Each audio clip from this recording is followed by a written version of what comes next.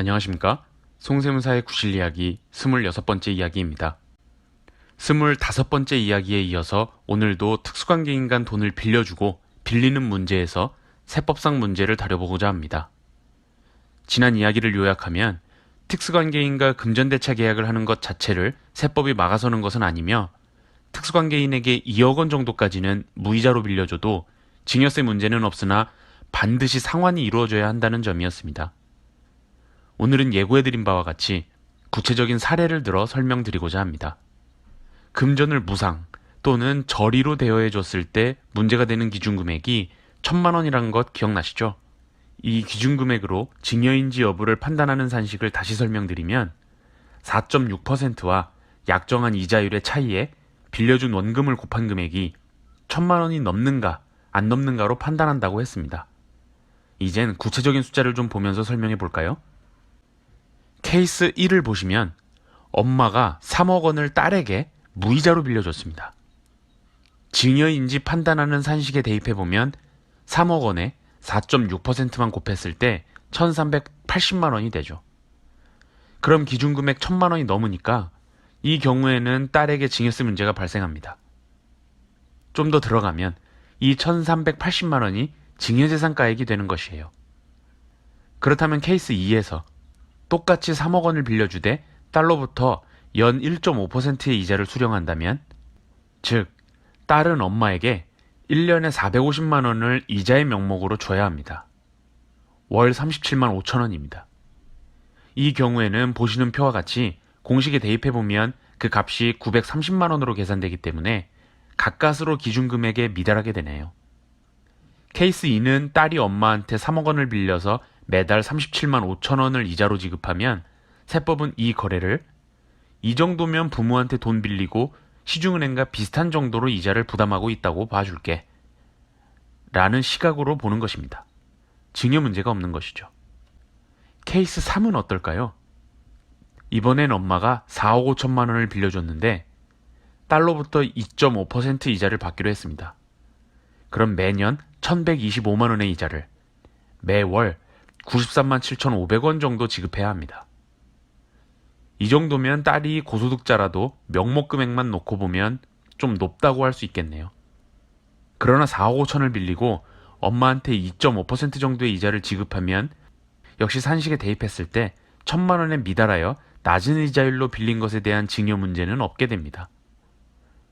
그럼 케이스 4는 극단적으로 엄마로부터 4억 5천만 원을 무이자로 빌리면 표와 같이 증여 문제가 발생합니다. 이 경우 증여재산가액은 2,070만 원이 됩니다. 자녀가 결혼하면서 서울에 아파트를 구입하여 도와주고 싶은데 자녀가 마침 4억 5천 정도가 부족해서 부모가 빌려주고 싶다며 아휴 애들한테 어떻게 이자를 받고 빌려줘요.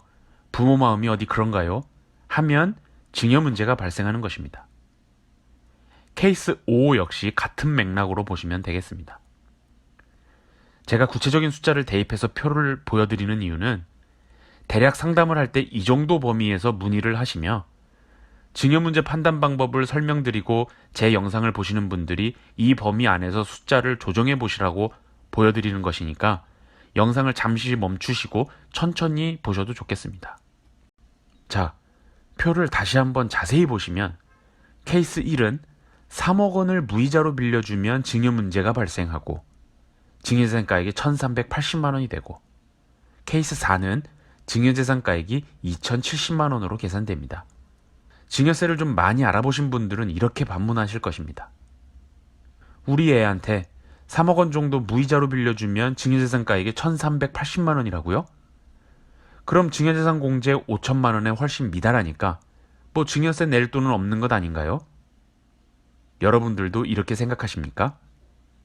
성년인 자녀에게 사전증여가 없는 경우 증여재산 공제 5천만 원을 받을 수 있으니 달리 설명하면 10년간 자녀에게 5천만 원까지 증여하면 증여세는 없는 점을 반문해 본 겁니다.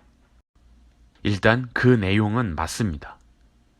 증여재산가액이 1,380만 원이니까 자녀에게 사전에 증여한 것이 없다면 5천만 원이 안 돼서 빌려준 시점에 낼 증여세는 없습니다.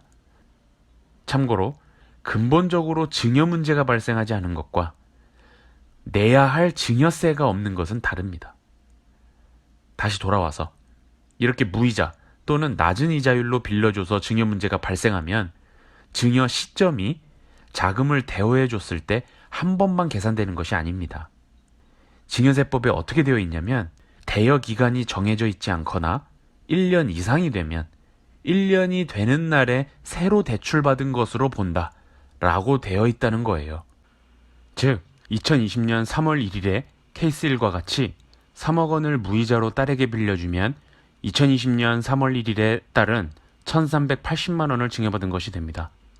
이어 2021년 3월 1일에 또 1,380만 원을 추가로 증여받은 것이 되고 2022년 3월 1일에 역시 1,380만 원 증여받은 것이 되는 것이죠.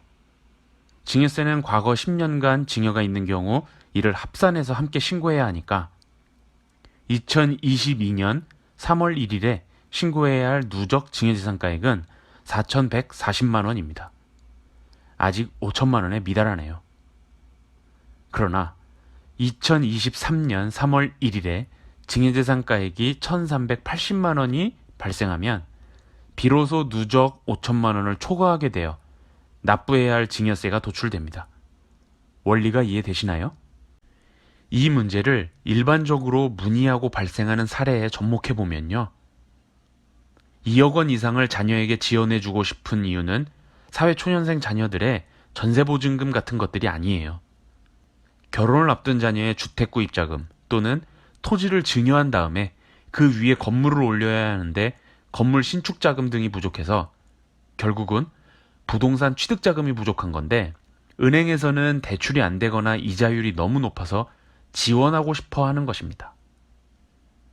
여기서 제가 자녀에게 자금을 지원한다고 표현한 이유는 그 지원이 실제 증여를 하고 증여세 신고를 하는 방법도 있고 지금까지 쭉 설명한 것처럼 금전 대차 계약을 맺는 방법이 있습니다. 그런데 자녀들에게 3, 4억 그 이상을 증여하자니 증여세가 만만치 않아서 항상 고객들은 빌려주는 것을 고민하고 문의하십니다.